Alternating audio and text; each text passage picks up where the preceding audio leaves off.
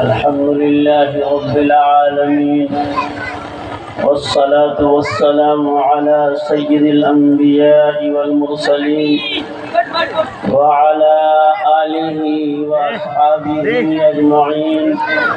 أما بعد، أعوذ بالله من الشيطان الرجيم. بسم الله الرحمن الرحيم. من عمل صالحا من ذكر أو أنثى وهو مؤمن فلنحيينه حياة طيبة ولنجزينهم أجرهم بأحسن ما كانوا يعملون.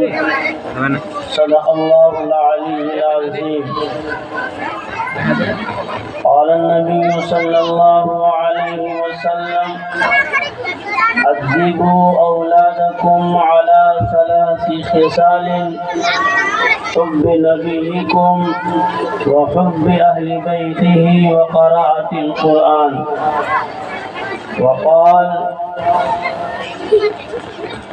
طلب العلم فريضة على كل مسلم، أو كما قال عليه الصلاة والسلام. حضرات، معزز بزرگان محترم، میری ماں اور بہنوں، اللہ تبارک و تعالیٰ نے ہم پر، آپ پر، اس بستی پر، اس بستی میں رہنے والے تمام لوگوں پر بہت بڑا فضل اور کرم فرمایا ہے کہ اللہ نے ہمیں اور آپ کو مسلمان بنایا ہے اور ایک مسلمان کے گھر میں پیدا کیا ہے، جس کی وجہ سے ہم اور آپ اپنے آپ کو مسلمان کہتے ہیں. لیکن ہم صرف اپنے آپ کو مسلمان کہہ کر کیا اللہ تبارک و تعالیٰ کا شکریہ ادا کر سکتے ہیں؟ اور اگر ہم اور آپ مسلمان ہیں تو کیا ہماری اور آپ کی صرف اتنی ذمہ داری ہے کہ ہم اپنے آپ کو مسلمان کہہ کر اور جیسے تیسے کبھی کبھی اللہ کے حکموں کو مان کر، یوں کہہ لیجیے کبھی کبھار نماز پڑھ کر، کبھی رمضان آ جائے تو روزہ رکھ کر اللہ کا حق ادا کر سکتے ہیں؟ کیا ہماری اور آپ کی یہی ذمہ داری ہے؟ ایک مسلمان کی کیا ذمہ داری ہے؟ ایک ذمہ داری اپنی ذات کے لیے، ایک ذمہ داری اپنی اولاد کے لیے، ایک ذمہ داری اپنے معاشرے کے لیے، ایک ذمہ داری اپنے آس پاس رہنے والے بسنے والے لوگوں کے لیے. چونکہ آج کی یہ مجلس مکتب کے بچوں کے پروگرام سے منسلک ہے، لہذا بچوں کے متعلق ہماری اور آپ کی کیا ذمہ داری ہے، اس سلسلے میں تھوڑی سی بات آپ سے عرض کرنی ہے. میں کہا کرتا ہوں کہ دیکھو، ہندوستان میں نہیں دنیا میں بسنے والے مسلمان 2 طرح کے ہیں. کتنے طرح کے ہیں؟ 2 طرح کے. ایک وہ مسلمان ہے جس کو ہم حقیقی مسلمان کہتے ہیں، اور ایک وہ مسلمان ہے جس کو ہم خاندانی مسلمان کہتے ہیں. ہمیں کوئی بتائے گا کہ اس گاؤں کا رہنے والا کتنا شخص، کتنے وہ لوگ ہیں جو حقیقی مسلمان ہیں، کتنی وہ عورتیں ہیں جو یہ کہہ سکیں کہ میں حقیقی مسلمان ہوں، کتنے وہ مرد ہیں جو یہ کہہ سکیں کہ میں حقیقی مسلمان ہوں، اور کون خاندانی مسلمان ہے؟ کیا کبھی آپ نے اس کا فرق محسوس کیا ہے؟ میرا آپ سے ایک سوال ہے، اس سوال کو نوٹ کر لیجیے اپنے ذہن و دماغ میں، اور جب تک آپ کو اس کا جواب نہ مل جائے سوچتے رہیے۔ حقیقی مسلمان وہ ہے جس نے پیدا ہونے کے بعد یا تو خود سے اللہ کو پہچانا ہو، اللہ کی حقیقت کو جانا ہو، آخرت پر یقین رکھا ہو اور آخرت کی حقیقت کو پہچانا ہو، نبی پر ایمان لایا ہو، نبی کی حقیقت کو پہچانا ہو، فرشتوں پر ایمان لایا ہو، فرشتوں کی حقیقت کو پہچانا ہو۔ اگر خود سے اس نے ایسا کیا ہے تو وہ حقیقی مسلمان ہے۔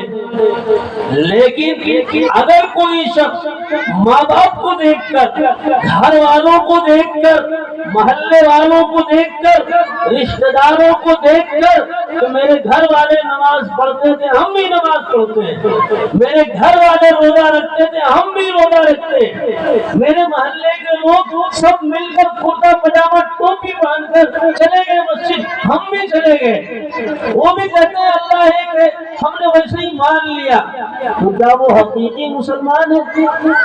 کیا وہ اس کو حقیقی مسلمان کہا جائے گا یا اسے خاندانی مسلمان کہا جائے گا؟ ذرا غور کیجیے۔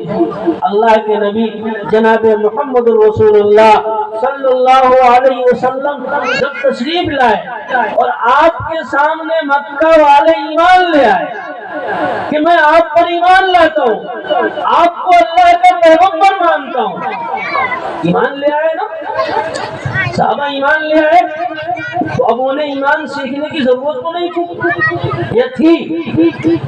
انہیں ایمان سیکھنے کی ضرورت تھی یا نہیں تھی؟ نبی اکرم صلی اللہ علیہ وسلم کے آس پاس صحابہ بیٹھے ہوئے، ایک نیا آدمی آیا، صحابہ نے کہا یہ تو بڑی تو نیا آدمی ہے، گاؤں کا آدمی معلوم نہیں ہوتا، لیکن بالکل کپڑے صاف، چہرہ صاف۔ اس زمانے میں اگر کوئی مسافر آئے گا اس کا کپڑا گندا ہوگا، دھول ہوگا، چہرے پر گرد و غبار ہوگا، لیکن صحابہ کہہ رہے ہیں کہ یہ نیا آدمی بھی ہے، صاف ستھرا بھی، ہم پہچان نہیں رہے ہیں کون یہ، اور آ کر کے نبی اکرم صلی اللہ علیہ وسلم کے برابر میں ایسا بیٹھا جیسے پرانا ان کا دوست ہو، پیر پر پیر چڑھا کر بیٹھ گیا، اور بیٹھنے کے بعد اس شخص نے سوال کیا اللہ کے رسول صلی اللہ علیہ وسلم سے، مل ایمان، ایمان کیا ہے؟ نبی اکرم صلی اللہ علیہ وسلم نے فرمایا آمنت باللہ وملائکتہ وکتبہ ورسلہ والیوم الآخر والقدر خیرہ وشرہ من اللہ تعالی والبعث بعد الموت۔ پھر اس نے سوال کیا مل اسلام، اسلام کیا ہے؟ اب پھر جناب رسول اللہ صلی اللہ علیہ وسلم نے اس کا جواب دیا، ایک دو سوال اور کیے، کرنے کے بعد آپ نے جواب دیا، پھر وہ اٹھ کر چلے گئے۔ جب وہ چلے گئے تو نبی اکرم صلی اللہ علیہ وسلم نے صحابہ سے پوچھا آپ پہچانتے ہو یہ کون تھے؟ تو صحابہ نے کہا ہم تو بہت دیر سے پریشان ہیں، کون آدمی ہے؟ نیا آدمی ہے، ہم پہچانتے نہیں ہیں، اور آ کر کے آپ کے برابر میں بیٹھ گیا اور دھڑا دھڑ سوال کرنے لگا، اور آپ نے جواب بھی دے دیا۔ نبی اکرم صلی اللہ علیہ وسلم نے فرمایا یہ جبرائیل امین تھے، تمہیں ایمان سکھلانے کے لیے آئے تھے، یہ جبرائیل امین تھے، تمہیں ایمان سکھلانے کے لیے آئے تھے۔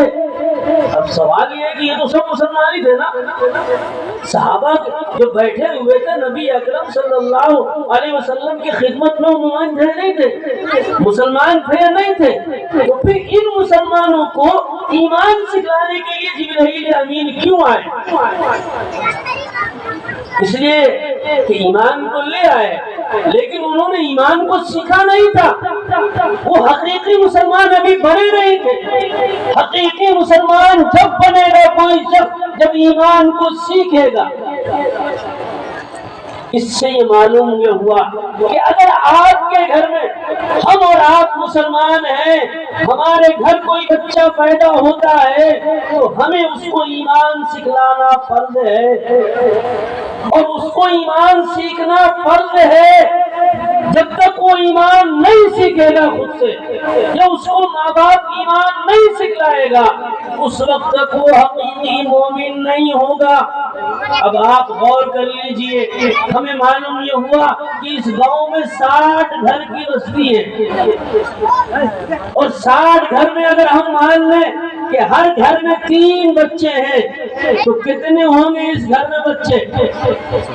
اگر 3 ہم مان لیں تو کتنے بچے ہوں گے؟ بولیے 180 بچے ہوں گے۔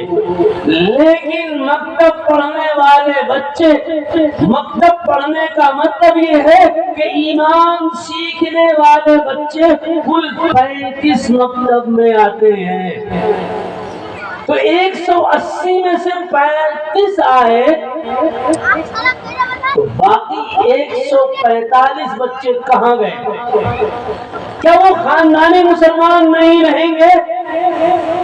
اور جو آج بوڑھے ہو گئے ہیں، یا جو آج بوڑھی ہو گئی ہیں عورتیں، جو اماں اور ابا بن گئے ہیں، انہوں نے اپنے بچپن میں ایمان نہیں سیکھا، جوانی میں ایمان نہیں سیکھا، جیسے خاندان کو کرتے ہوئے دیکھا ویسے ہی کر رہے ہیں، تو کیا وہ حقیقی مسلمان ہیں یا خاندانی مسلمان ہیں؟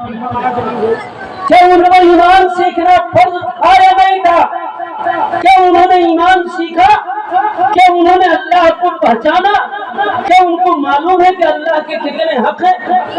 دیکھیے، جو میں نے حدیث آپ کے سامنے پیش کی، جبرائیل امین علیہ السلام کے سوال کے جواب میں نبی اکرم صلی اللہ علیہ وسلم نے جو جواب دیا، جسے ہم اور آپ ایمان مفصل کے نام سے جانتے ہیں، آمنت باللہ، اللہ پر ایمان لانا، یہ نا آمنت باللہ، اللہ پر ایمان لانا، وملائکتہ، فرشتوں پر ایمان لانا، وکتبہ، اللہ کی نازل کیے ہوئے کتابوں پر ایمان لانا، ورسلہ، اس کے بھیجے ہوئے رسولوں پر ایمان لانا، آخرت پر ایمان لانا، تقدیر پر ایمان لانا، اور قیامت کے دن دوبارہ زندہ ہونے پر ایمان لانا۔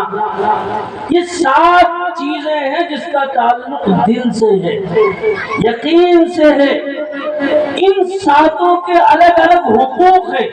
اللہ کا حق ہے کہ اللہ پر ایمان لانا، اس کا حق کیا ہے؟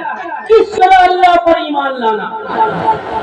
ہم اور آپ چند چیزوں کو جانتے ہیں کہ اللہ کے ساتھ کسی کو شریک نہیں ٹھہرایا جا سکتا، نہ اللہ کے صفت میں، نہ اللہ کی ذات میں۔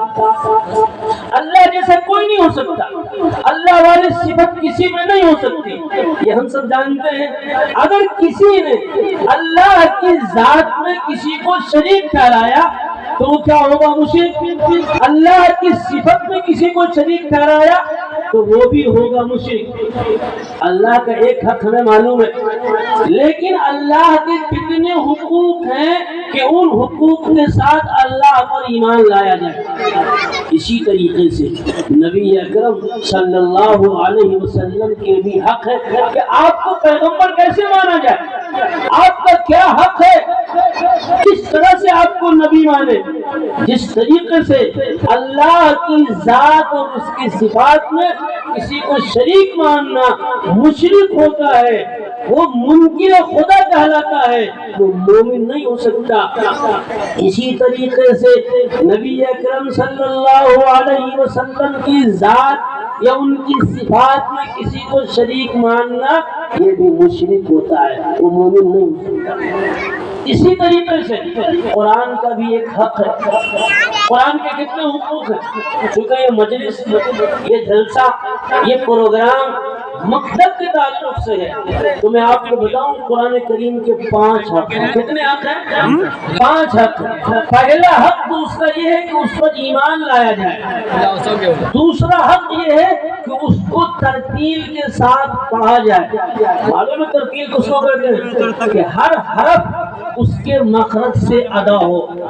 اگر کوئی شخص کاف کو کاف پڑھتا ہے आइन को अलिफ पढ़ता है, हमजा पढ़ता है, या कोई लफ्ज जाल को जा पढ़ता है, ये जा को जाल पढ़ता है, तो वो शख्स उसका हक अदा नहीं करता, वो बहुत बड़ा गुनहगार और मुजरिम है, वो खताकार है, उसे सजा मिलेगी। और इस तरह से कुरान का पढ़ना हराम है, हलाल नहीं बल्कि हराम है। न पढ़े तो बेहतर है इस तरह से पढ़ना। अब आप कुरान पढ़ने वाले बच्चे, बच्चियां, माँ बाप, बड़े बूढ़े सबको जमा कर लीजिए, कौन कुरान करीम की इस हक को अदा कर रहा है? कोई अदा कर रहा है? अगर नहीं अदा कर रहा है तो फिर वो मुजरिम है या नहीं है कुरान करीम का? अगर अल्लाह के हक को नहीं अदा कर रहा है तो वो खानदानी मुसलमान है या नहीं है?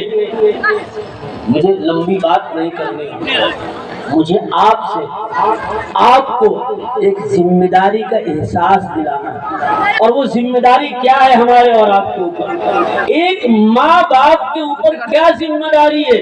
आपने तो उस बच्चे की तकरीर सुनी कि बच्चों की जिम्मेदारी है कि माँ बाप की खिदमत करें, उनका दिल न दुखाएं, ये बच्चों की जिम्मेदारी है। तो माँ बाप की उससे पहले जिम्मेदारी है, बच्चों की जिम्मेदारी तो बाद में आएगी, लेकिन माँ बाप की जिम्मेदारी उससे पहले है। वो क्या जिम्मेदारी है? बच्चों की तरबियत इस्लामी नहज पर करना। बच्चा पैदा हुआ हमारे घर में तो सबसे पहली जिम्मेदारी हम और आप जानते हैं कि मेरा बच्चा है, इसको खाना हम खिलाएंगे। माँ और बाप खिलाएगा ना, पड़ोसी खाना नहीं खिलाएगा उसे, पड़ोसी कपड़ा नहीं पहनाएगा उसे, पड़ोसी रहने के लिए मकान नहीं देगा। बच्चा हमारा है, खाना हम खिलाएंगे, कपड़ा हम पहनाएंगे, रहने का घर हम देंगे। हर माँ बाप ये समझता है कि ये मेरे जिम्मे फर्ज है। लेकिन क्या कभी किसी माँ बाप ने ये भी समझा कि उस बच्चे को मुसलमान बनाना मेरा फर्ज है, ईमान सिखलाना फर्ज आयन है, फर्ज आयन। नबी अकरम सल्लल्लाहु अलैहि वसल्लम का इरशाद है, आप फरमाते हैं कि हर मुसलमान पर दीन का इल्म हासिल करना फर्ज है। तलबुल इल्मी फरीज़तुन अला कुल्ली मुस्लिम, हाफिज और आलिम बनाना फर्ज नहीं है, ईमान सिखलाना फर्ज है। ईमान क्या चीज होती है? बच्चा पैदा हुआ तो सबसे पहले इसको कैसे हम सिखलाएंगे, तरबियत बच्चों को कैसे करेंगे, उसका तरीका क्या होना चाहिए?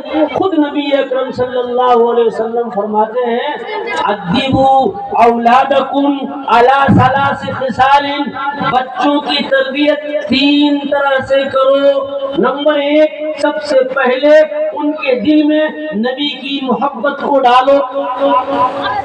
अगर बच्चे के दिल में नबी की मोहब्बत सबसे पहले आप डालेंगे और वो बच्चा नबी से मोहब्बत करने लगेगा तो फिर आप कहेंगे कि देखो अल्लाह के रसूल वो पैगंबर है ना, अल्लाह ने उनको पैगंबर बना के भेजा है, अल्लाह ने उन पर किताब नाजिल की है, उनका ये हुक्म है।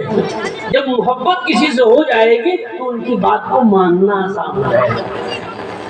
फरमाया अद्दिबू औलादकुम अला सलासी खिसालिन हुब्बी नबीयिकुम, पहले नंबर पर नबी की मोहब्बत उसके दिलों में डालो, वो हुब्बी अहले बैतिही, और अहले बैत सहाबा की मोहब्बत उनके दिलों में डालो। तीसरे नंबर पर फरमाया क़राअतिल कुरान, कुरान करीम की तालीम दो। अब मालूम यह हुआ कि बच्चों की तरबियत जो ही बच्चा बड़ा होना शुरू हुआ, होश संभाला उसने, तो सबसे पहले माँ बाप को चाहिए कि उसको उसके सामने नबी की बातें, अल्लाह की बातें, वहदानियत की बातें, ये सारी चीजें उसे समझाए कि देखो नबी वो पैगंबर है हमारे, हम उनको मानते हैं, हम उनके हुक्मों पर अमल करना हमारे लिए जरूरी है। वो पैगंबर है, उन पर अल्लाह ने किताब नाज़िल की और उस किताब पे लिखा है अल्लाह एक है, मेरा पैदा करने वाला, तुम्हारा पैदा करने वाला अल्लाह है। کان کس نے بنائے، ناک کس نے بنائے، آنکھ کس نے بنائے، زمین کس نے بنائی؟ اللہ نے بنایا۔ ماں اور باپ دونوں کے ذمہ سب سے پہلا فرض یہ ہے کہ اسے ایمان سکھلایا جائے، بچے کو مسلمان بنایا جائے۔ لیکن کیا ہم اس فرض کو ادا کرتے ہیں؟ بولیے، نہیں ادا کرتے ہیں تو کیا ہم سب خاندانی مسلمان ہیں یا نہیں؟ ہمیں کسی نے ایمان سکھلایا نہیں، ہم نے خود سے ایمان سیکھا نہیں، تو ہم خاندانی مسلمان ہیں نا؟ خاندانی مسلمان جو ہوتا ہے اس کا ایمان محفوظ نہیں رہتا۔ ہر بچے کے لیے ضروری ہے کہ آپ اسے مسلمان بنائیں۔ کون بنائے گا مسلمان؟ کس کی ذمہ داری ہوئی؟ ماں اور باپ۔ کھانا فرض، کپڑا فرض، تو ایمان سکھلانا بھی آپ کے ذمہ فرض عین ہے۔ فرض عین ہے، ہلکا پھلکا نہیں ہے، فرض عین ہے۔ کس نے کہا؟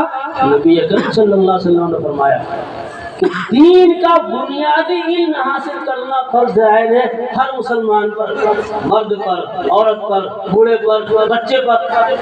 اللہ کون ہے، رسول کون ہے، آخرت کیا ہے، یہ ساری چیزیں جاننا اس کے لیے ضروری ہے۔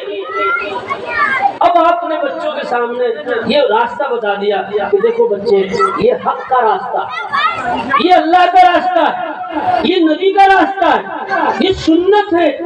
اگر اس راستے پر چلو گے تو یہاں بھی کامیابی ملے گی اور اگلی زندگی میں بھی کامیابی ملے گی، اور اگر اس راستوں کو چھوڑو گے تو یہاں بھی نقصان اٹھانا پڑے گا، اس دنیا میں بھی اور اگلی دنیا میں تو نقصان ہے ہی۔ اب بچے کے سامنے دو راستے ہیں، ایک راستہ ہے حق کا راستہ، ایک راستہ ہے غلط راستہ، برائی کا راستہ۔ اب آپ نے کہا کہ تمہیں جو پسند ہے وہ اختیار کر لو، تم اس راستے پر چلنا چاہتے ہو یا اس راستے پر چلنا چاہتے ہو؟ بار بار ہمیں سمجھانے کی ضرورت پیش آئے گی، بیٹا یہ حق کا راستہ ہے، یہ حق کا راستہ ہے، گناہ چھوڑ دے، اللہ کو مان لے، اللہ کی عبادت کر، ڈنڈے کے زور پر نماز مت پڑھوائیے، اسے حق اور باطل سمجھا کر، اسے عذاب سے ڈرا کر اسے نماز پر لگائیے، اسے قرآن پر عمل کرنے کے لیے حق اور ثواب اور عذاب کو بتلا کر تب اسے قرآن پر عمل کرنے کے لیے لگائیے۔ اگر آپ کا بیٹا اور آپ کی بیٹی حق سمجھ کر اگر نماز پڑھتا ہے، حق سمجھ کر برائی سے بچتا ہے، حق سمجھ کر اللہ کے حکموں کو مانتا ہے، تو کل کو وہ دین سے پھرے گا نہیں۔ اور اگر ایسا نہیں کیا آپ نے، آج ہندوستان کا حال معلوم ہے آپ کو کیا ہے؟ آپ لوگ کے پاس موبائل ہے، آپ اپنے موبائل پر سرچ کیجیے، ہندوستان کے رہنے والے وہ لوگ جن کا نام مسلمانوں کی فہرست میں، جن کا نام مسلمانوں کی لسٹ میں ہے، 2017 میں 2011 میں یہاں مردم شماری یعنی سینسس ہوا ہے، مردم شماری ہوئی ہے، اس حساب سے مسلمان 17 کروڑ 22 لاکھ ہے ہندوستان میں۔ اس 17 کروڑ 22 لاکھ مسلمانوں میں 8 کروڑ 9 لاکھ 34 ہزار بچے ہیں جن کی عمر 0 سے 19 سال ہے۔ باقی مسلمانوں کا حال کیا ہے؟ ہم نے کہا کہ اللہ کو ماننا یہ ایمان ہے نا۔ مسلمان جس کی فہرست جو مسلمانوں کی فہرست میں ہے، 3 کروڑ 60 لاکھ مسلمان اپنے آپ کو مسلمان بھی کہتے ہیں اور کہتے ہیں میں اللہ کو نہیں مانتا۔ سروے رپورٹ ہے ہندوستان میں، اپنے آپ کو کہتے ہیں کہ میں مسلمان ہوں اور پوچھنے میں کہتے ہیں میں اللہ کو نہیں مانتا۔ بتاؤ مسلمان کیسے؟ وہ خاندانی مسلمان تھے، اب ان کو شبہ پیدا ہو گیا ہے کہ اللہ بھی ہے یا نہیں ہے، ان کو شبہ پیدا ہو گیا ہے فرشتے بھی ہے یا نہیں ہے، ان کو شبہ پیدا ہو گیا ہے آخرت بھی ہے یا نہیں ہے۔ یہ وہ لوگ ہیں بڑی بڑی سوسائٹیوں میں رہتے ہیں، بڑے تعلیم یافتہ ہیں، ڈاکٹر انجینئر ہیں، دنیا تو پڑھ لیا انہوں نے لیکن دین کو سمجھا اور پڑھا نہیں ہے، بچپن میں ایمان نہیں ملا ان کو، اب وہ ذہنی طور پر مرتد ہیں، اور جمعہ کی نماز تو پڑھتے نہیں ہیں، عید بقرعید کی نماز بھی شاید نہیں پڑھتے۔ آپ گھوم کر شہروں میں دیکھ لیجئے، ایک نہیں ہزاروں لوگ ملیں گے، اور اس کی وجہ یہی ہے کہ اگر آپ کے محلے میں، آپ کی بستی میں نے ایک سروے آپ کو بتایا کہ اگر 180 بچے ہیں 60 گھروں میں اور 20-30 بچے مکتب پڑھنے آ رہے ہیں، گویا کہ 18% بچوں نے مکتب پڑھا ہے، باقی کہاں گئے؟ 82% بچے کہاں گئے؟ انہوں نے ایمان نہیں سیکھا ہے۔ یہ کس کی ذمہ داری ہے؟ انہیں ایمان کون سکھلائے گا؟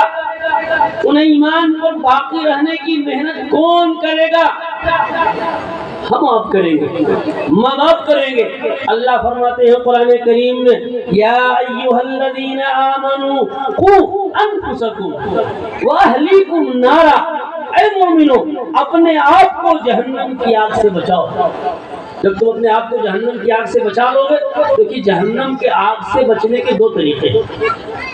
ایک تو طریقہ ہے کہ مسلمان ہو جاؤ، تو مومن ہمیشہ ہمیشہ جہنم میں نہیں جلے گا، ہے نا؟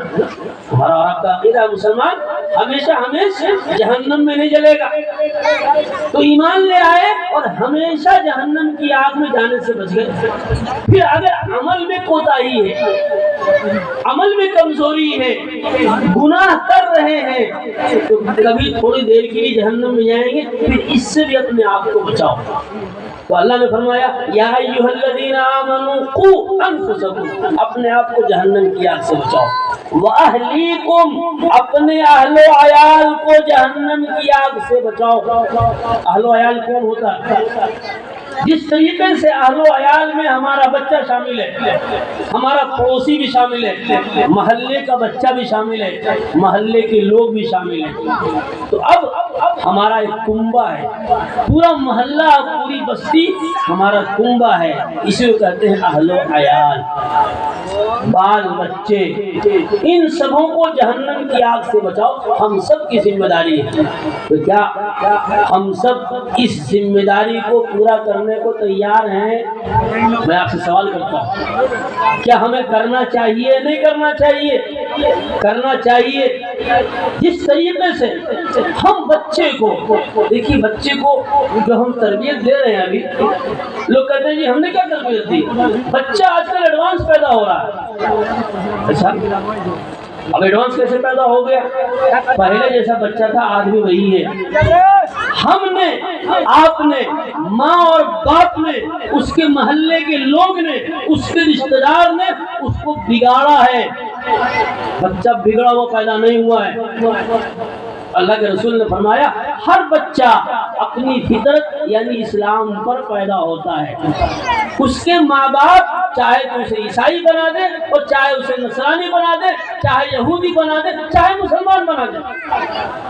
بچے کو تربیت کہاں سے ملتی ہے؟ سب سے پہلے ماں سے ملتی ہے۔ اگر ماں، بچہ پیٹ میں ہے اور ماں قرآن کی تلاوت کرتی ہے، یقین مانیے بچہ حافظ پیدا ہوگا۔ لیکن اگر بچہ پیٹ میں ہے اور ماں روزانہ گانا گاتی ہے، فحش کام کرتی ہے، گھر میں اس کا باپ غلط باتیں کرتا ہے، ماں کی پیٹ میں بھی بچہ سنتا ہے اور گھر کے ماحول کا اثر لیتا ہے۔ ٹی وی چل رہا ہے، ننگا ناچ ہو رہا ہے، بچہ ماں کے پیٹ میں ہے لیکن اس کا اثر اس پر ہو رہا ہے۔ بچہ پیدا ہو گیا، ہم سمجھتے ہیں 2 مہینے کا یہ کیا جانے، 3 مہینے کا یہ کیا جانے، اس کے سامنے ہم گالی گلوچ کر رہے ہیں، لڑائی جھگڑے کر رہے ہیں، گانے سن رہے ہیں، وہ بچہ کیچ کر رہا ہے، سب کچھ سیکھ رہا ہے۔ جب بچہ 4 سال کا ہوگا، بولتا نہیں ہے، 5 سال کا جب ہوگا تو وہ ماں باپ سے سیکھتا بھی ہے اور ماں باپ کو سکھاتا بھی ہے۔ آپ غور کیجئے، جو ہی بچہ 5 سال کا ہوگا تو ہر کام میں اعتراض کرے گا، امی یہ کام کیوں کرنا چاہیے، ابو یہ کام کیوں کرنا چاہیے، آپ کو پانی کیوں نہیں، پیاس لگی ہے، کیوں دیں آپ کو پانی؟ گویا کہ وہ سوال کر کے یہ بتا رہا ہے کہ اب ہم سیکھ بھی رہے ہیں اور آپ کو سکھا بھی رہے ہیں۔ جب 11 سال کی عمر میں بچہ پہنچتا ہے تو 12ویں سال میں اب وہ سیکھنے کا زمانہ ختم، اب عمل کا زمانہ شروع ہوا، تو ہم کہتے ہیں جی بچہ بگڑ گیا، نافرمان ہو گیا۔ آج کل بچے ہی ویسے ہو رہے ہیں۔ خراب کس نے کیا؟ گھر والوں نے خراب کیا، ماں باپ نے خراب کیا، گھر کے ماحول نے خراب کیا، آپ نے اس کو خراب کیا ہے۔ اگر آپ کو اپنے بچے کو فرما بردار بنانا ہے، اللہ کا ولی بنانا ہے، نیک بنانا ہے، آپ چاہتے ہیں کہ ہمارا بچہ میرا وفادار بن کر رہے، تو پیدا ہونے سے پہلے اور پیدا ہونے کے بعد 10 سال کی عمر تک اس کے سامنے آپ کو بہترین انداز اختیار کرنا ہوگا، اسلامی طور طریق کے مطابق اس کی تربیت کرنی ہوگی۔ آج ایک بچے کو اپنی ماں نہلا کر، دھلا کر، کپڑے پہنا کر، لے جا کر اسکول تک چھوڑ کر آتی ہے، لیکن وہی بچہ جب شام میں گھر آیا، اسکول کا ڈریس اتارنے کے بعد مکتب جانا ہے تو ماں کہے گی اٹھا بستہ لے کے چل مکتب جا۔ تربیت ہو گئی بنا کہے ہوئے۔ بچے کے دل میں یہ بات بیٹھ گئی کہ وہ تعلیم جہاں ہم کو صبح ماں نے نہلا دھلا کر، کپڑے پہنا کر چھوڑ کر آئی تھی، وہ تو بہت اہم ہے، اس کی عزت ہے، اور یہاں مکتب پڑھنا، قرآن پڑھنا یہ فضول چیز ہے۔ بنا کہے ہوئے آپ نے بچے کو تربیت کر دیا۔ اگر آپ کو اس کی اہمیت بٹھانی ہوتی، اگر آپ بچے کو تربیت دینا ہوتا بڑھیا طریقے سے اسلامی روایت کے مطابق، تو آپ اس بچے کو اسکول سے آنے کے بعد کپڑا بدلتے، ڈریس نیا پہناتے، دوسرا پہناتے، کتاب ہاتھ میں دیتے، اس سے کہتے ہیں کہ اللہ کی کتاب قرآن کریم ہے، سینے سے لگا اور چل ہم تمہیں چھوڑ کے آتے ہیں۔ یہ بہت بابرکت کتاب ہے، یہ اللہ کی کتاب ہے، اس پر عمل کرنے سے دنیا بھی بنتی ہے، آخرت بھی بنتی ہے۔ تو یہ اسلامی تربیت بچے کی ہوتی، لیکن ہم نے ایسا نہیں کیا۔ گویا کہ بچے کو بنا کہے ہوئے غلط تربیت ہم خود دے رہے ہیں۔ کیا ہمیں صحیح تربیت دینے کی ضرورت ہے یا نہیں ہے؟ یہ سارے سوالات میں آپ سے کر رہا ہوں۔ اگر کبھی موقع ملا پھر آپ سے ملاقات ہوگی اور اس سوال کا جواب ہم آپ سے تلاش کریں گے۔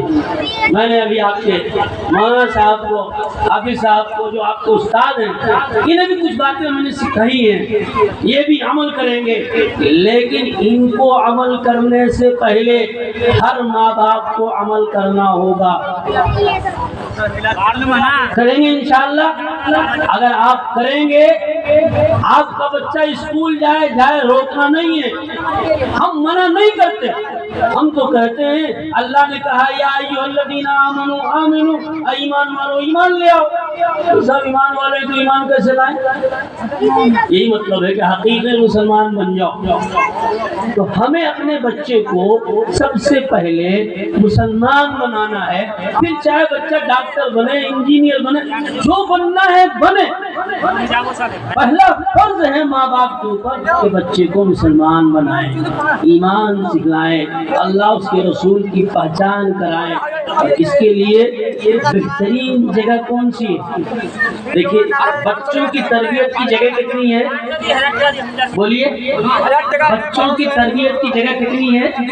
5۔ میں نے ہاتھ کر رکھا ہے اس طرح سے۔ کتنی جگہ ہے؟ 5۔ پہلی جگہ ہے ماں کا گود، لیکن یہ اسلامی تربیت سے خالی ہے۔ کیوں خالی ہے؟ اس لیے کہ ماں خود اسلامی تربیت سے خالی ہے۔ ماں کو قرآن نہیں آتا، ماں کو ایمان نہیں معلوم، اسے کلمہ نہیں معلوم، اسے روزہ نماز کے فرائض نہیں معلوم، اسے وضو کا طریقہ نہیں معلوم۔ ماں کی گود پہلی تربیت کی جگہ وہ اسلامی تربیت سے خالی ہے۔ اب رہا گھر کا ماحول، ماشاءاللہ جب ماں باپ خود ہی اسلام سے دور ہوں گے تو گھر کا ماحول بھی اسلامی نہیں ہوگا۔ اب تیسری جگہ کیا ہے؟ مدرسہ۔ مدرسے میں ہمارے بچے تو جاتے ہی نہیں، گاؤں کے شاید ایک آدھ دو کہیں ہوں۔ اب چوتھی جگہ اسکول۔ اسکول میں اسلامی تربیت نہیں ہوتی، اب پانچویں جگہ کیا ہے؟ مکتب. کیا ہے؟ تنہا بچا مکتب. اور اس مکتب میں بھی اگر ہم نے اسلامی تربیت نہ دی، ایمان نہ سکھلایا، تو پھر کہاں سکھلائیں؟ لہذا اس مکتب کو، جو آپ کا مکتب چل رہا ہے، اس کو اسلامی تربیت گاہ بنائیے. میں اساتذہ سے کہتا ہوں، میں پڑھانے والوں سے کہتا ہوں کہ آپ یہ سوچ کر مکتب میں پڑھاؤ کہ ہم پڑھانے نہیں بیٹھے ہیں، ہم بچوں کو اسلامی تربیت دینے کے لیے بیٹھے ہیں. ہمیں پیار سے، محبت سے انہیں اسلام سکھلانا ہے، ان کو ایمان سکھلانا ہے، اللہ اس کے رسول کی محبت ان کے دلوں میں ڈالنی ہے، آخرت کی حقیقت ان کو سمجھانا ہے، جہنت اور جہنم کی پورے منظر کو ہمیں ان کے دلوں میں ڈالنا ہے. اگر کسی بچے کے دل میں اور کسی بڑے کے دل میں اگر یقین ہو جائے کہ صاحب مریں گے، دو فرشتے بیٹھے ہوئے ہیں جو نامہ اعمال لکھ رہے ہیں، اگر یقین ہو جائے تو کیا وہ گناہ کرے گا؟ اگر گناہ کرے گا تو فوراً توبہ کرے گا، کرے گا نہیں کرے گا؟ تو مومن کی شان یہ ہے کہ اگر گناہ کر لیا تو فوراً توبہ کرے.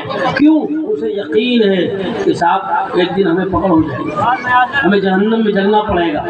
تو مومن کی شان یہ ہونی چاہیے. تو یہ شان کب پیدا ہوگی؟ جب بچہ بچپن سے ایمان سیکھ لے گا، اللہ اس کے رسول کی پہچان اسے ہو جائے گی.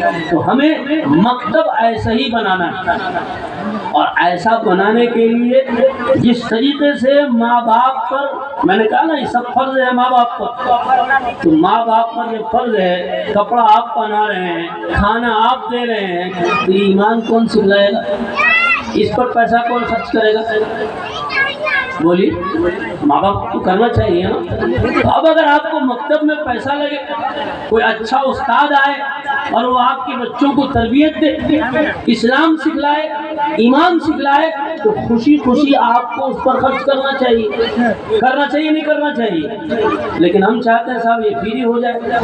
کیسے فری ہو جائے؟ آپ چاہے جتنا خرچ ہو، بچے کو مسلمان بنائیے، دیندار بنائیے. ہر ماں باپ کی ذمہ داری ہے، اس ذمہ داری کو ادا کیجیے. اسی ذمہ داری کو بتانے کے لیے میں آپ کے سامنے یہ چند باتیں رکھا ہوں کہ ہر ماں باپ، ہر محلے والے، کمیٹی کے لوگ، محلے کے لوگ یہ سمجھیں کہ ہم سب ذمہ دار ہیں اپنے گاؤں کو، اپنے محلے کو، اس کے یہاں کے معاشرے کو دیندار بنانا ہے. اور دیندار معاشرہ جب بنے گا جب بچہ بھی دیندار ہو، دین سیکھے، ایمان سیکھے، بڑے بھی دین سیکھے، ایمان سیکھے. بڑوں کو دین اور ایمان سیکھنے کے لیے تبلیغی جماعت ہے نہیں ہے، کام کرتی ہے. ایسے ہی عورتوں کے اندر بھی دین کو پیدا کرنا ہے، ان کے دلوں میں بھی ایمان کی حقیقت کو جگانا ہے، انہیں بھی تربیت کی ضرورت پیش آئے گی. تو بڑی عورتوں کو بھی نماز سکھانے کے لیے آپ آدمی تیار کیجیے تو انہیں نماز اور قرآن سکھلایا جائے. اللہ تعالی ہمیں اور آپ کو عمل کی توفیق عطا فرمائے. وآخر دعوانا ان الحمدللہ رب العالمین.